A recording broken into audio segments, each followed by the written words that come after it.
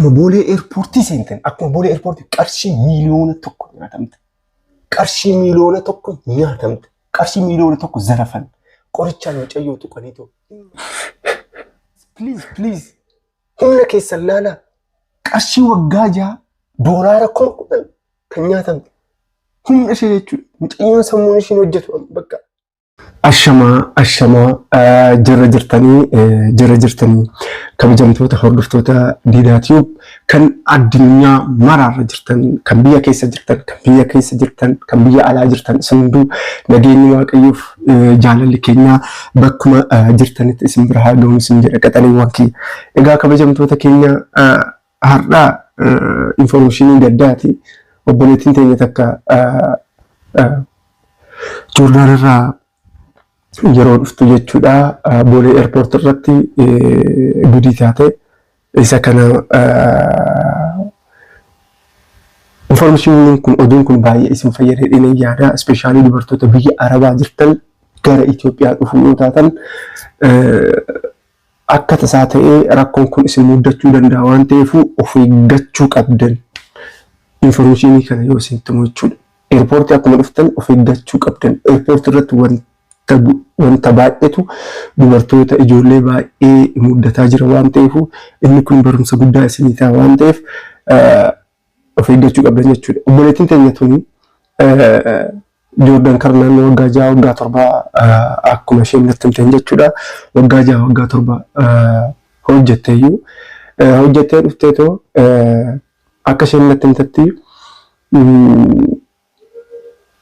qarshii kan waggaa 6 fi waggaa 7 seevii goote turteeyyuu qarshii san qabattee yeroo dhuftu boolee eerpoort irratti asuma baay'ee nama gaddii dubbachuuf xiqqoo hin dhiphisaa jira waan ta'eef.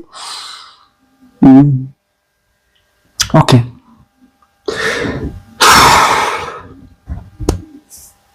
Waggaa 6 jechuun qarshii waggaa 6 ni nyaatamte dhugaan isin jedhe qaxaleewwan kiyya.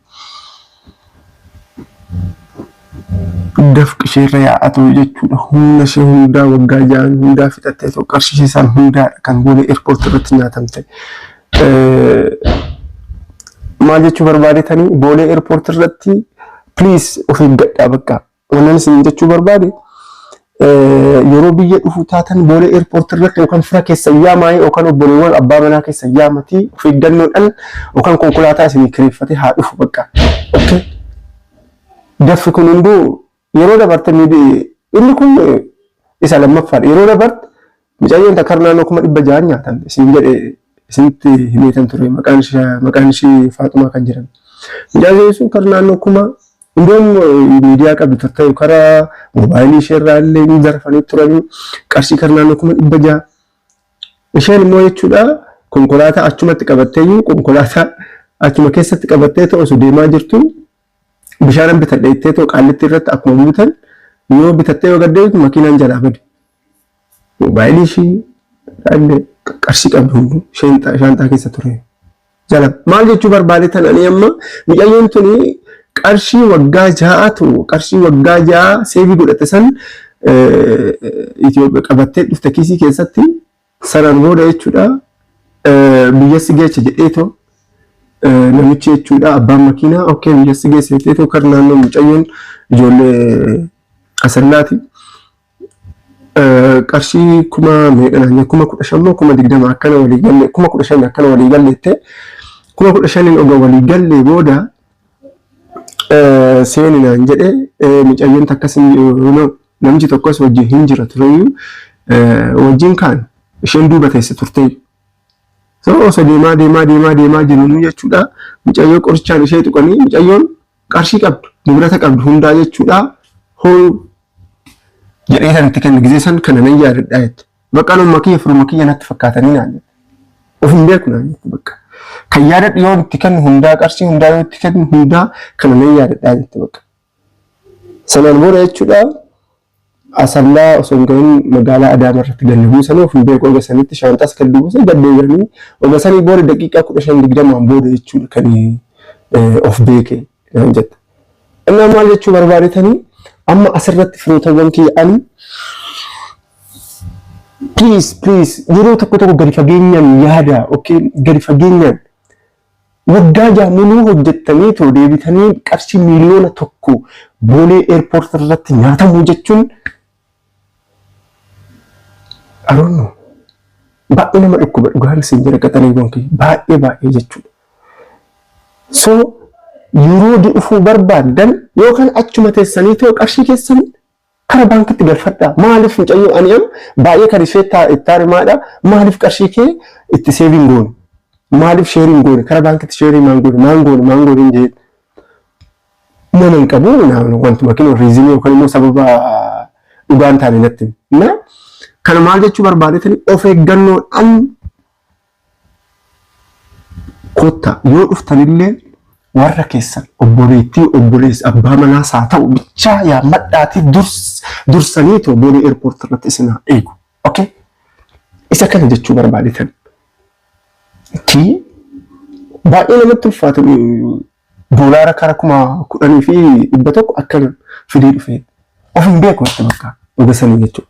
Maal jechuu barbaadetan of eeggannoodhaan kottaa'ee warreen biyya alaa jirtan yookaan namaan jechuudha qarshii akkaawuntii keessan irratti galchaa'ee yeroo ammaa kana nama jaalachuudha malee nama amanullee namatti ulfaataa namni bineensa ta'ee jira especially boolee airport irratti ayaataniiti shaanxaa gaffatanii dhuftan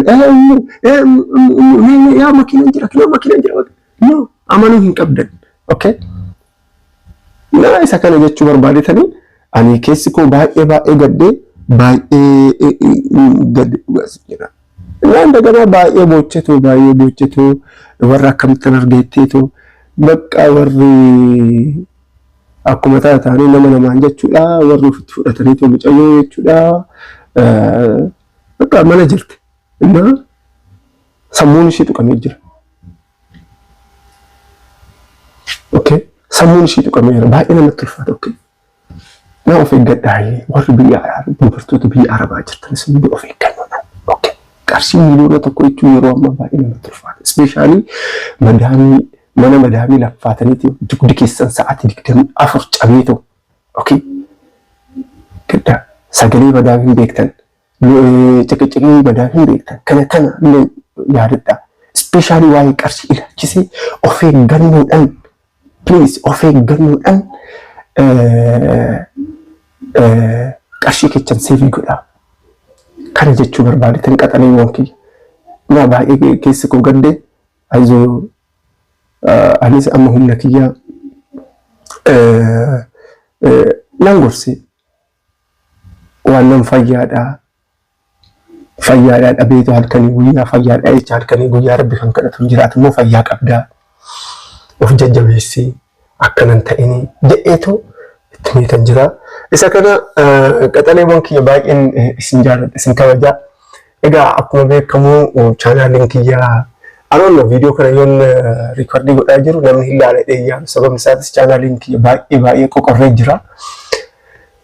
Mee ho'isuudhaaf chaanaalii kiyya hin ilaallaa ho'isuudhaaf jechuudha. Itaalii waliin dubbanne irraa viidiyoo hojjechuun keenya noolu ilaalla akkuma argaa jirtan Itaaliin daa'ima lammaffaa deesseetti almost karaa waggaa tokkoof ji'a lamaa akkana taatee jirti. Obboleessi daa'imti mufaa jabaattanneeti viidiyoo kana hojjechuu dhiisnee gad deebinaa akka hin komanne dhugaan isin jedha akka hin komanne. Isa kana horaa bulaa of eeggannoo godhaa. Okay? Qarshii fiddanii akka hin dhufne baankii eeyyatiidhaan galfadhaati harka duwwaa keessan koottaa. Okay? Boolee airport irratti of eeggadhaa. Warreen chaanaalii kana haaraa taatan please subscribe godhaatii 50 mana seesisaa. Ciao.